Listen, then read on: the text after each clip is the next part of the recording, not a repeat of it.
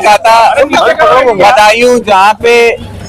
लोगों के द्वारा कहा जाता है कि समाजवादी पार्टी का गढ़ है। मैं इसको अपना घर समझता था और आज भी समझता हूं, और मुझे खुशी है कि इस घर के हमारे बड़ों ने, हमारे साथ वालों ने, हमारी माताएं बहनों ने जिस तरीके से इस चुनाव में अपना चुनाव समझ के लड़ा था, जहां कई सारी दिक्कतों का सामना प्रत्याशी के रूप में हम लोगों को करना पड़ा, वहीं कई सारी हमारी माताएं बहनें एक एक दो दो तीन तीन बार पुलिस की प्रताड़ना के बाद भी वोट डालने गई और बड़े अंतर से समाजवादी पार्टी को बदायूं के अंदर जिताया। तो मुझे बेहद खुशी है और ये जीत सिर्फ आदित्य की या सिर्फ समाजवादी पार्टी या इंडिया गठबंधन या कांग्रेस की नहीं है। ये जीत बदायूं के विकास की, बदायूं के वो नौजवान जो लगातार रोजगार के लिए दर-बदर भटक रहे थे, हमारी माताएं बहनें जिन्होंने जब वोट पड़ रहे थे तो सभी लोग अपने कामों को छोड़कर जो वोट डालने गई, ये जीत उनकी है। मैं बदायूं की जनता का धन्यवाद देता हूं और उनको भरोसा दिलाता हूं कि एक नौजवान उनके भाई, उनके बेटे के रूप में जहां मेरी जरूरत होगी वहां उनकी सेवा, साथ ही में उनके लिए विकास करने का मैं काम। सबसे पहले आपकी क्या मतलब आपके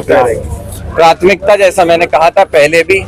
जो बदायूं का मेडिकल कॉलेज जो किसी समय पे समाजवादी पार्टी की सरकार में आदरणीय अखिलेश यादव जी ने बनाया, भाई धर्मेंद्र यादव जी ने अपने कार्यकाल में उसको सौगात दी, उसकी आज जो स्थिति है उसको ठीक करना, जिस तरीके से बिलसी से लेके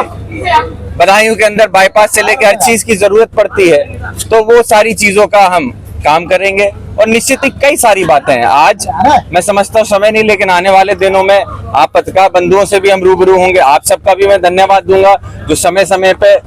हमने चुनाव के दिन धरने दिए हों या वोट के लिए या अपने हक की लड़ाई लड़ी हो, आप सब भी वहां पर मौजूद रहे और हमारी लड़ाई को, हमारी आवाज को आपने जन जन तक पहुंचाया। तो आप सभी का मेरी तरफ से धन्यवाद है। साबित हुआ,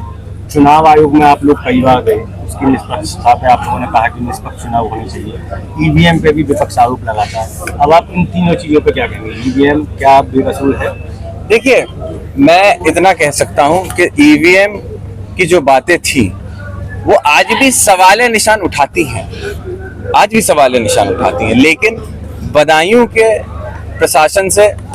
सभी लोगों से मैं धन्यवाद देता हूं कि उन लोगों ने सुचारू रूप से, निष्पक्ष तरीके से जो चुनाव आयोग ने गाइडलाइंस दी थी उसको अंतर्गत जिस तरीके से काम किया और जिस तरीके से परिणाम दिया, निश्चित ही मैं चुनाव आयोग का, पूरे बदायूं के प्रशासन का भी इसके लिए धन्यवाद देना चाहता हूँ।